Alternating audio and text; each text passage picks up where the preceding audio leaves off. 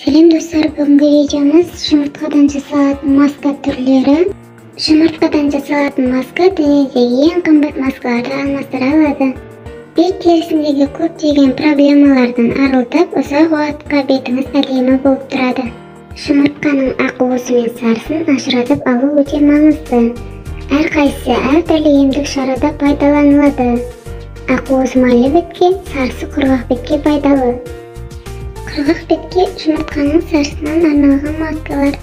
Бірінші, әжімді кетіруге арналған маска түрі. Жұмыртқаның сарысына біраз қасық зәйтүн майын қосып, жақсылап араластырамыз. Және бетіңізге жағып 10-15 минут бетте ұстау керек. Екінші түрі, жұмыртқа сарысына біраз қасық бал қосаңыз, жақсылап араластырыңыз, 20 минутқа бетке жағып қоясыз. Майлы бетке ақуыздан жасалатын маска. Бірінші, бетті тазартатын маска. Бұған керекті ақуызға біраз қасық лимон суын қосып, жақсылап араластырыңыз.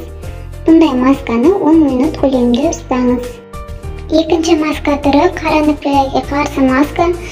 Біраз қасық сазды 1-1 жылы сумен араластырып алыңыз.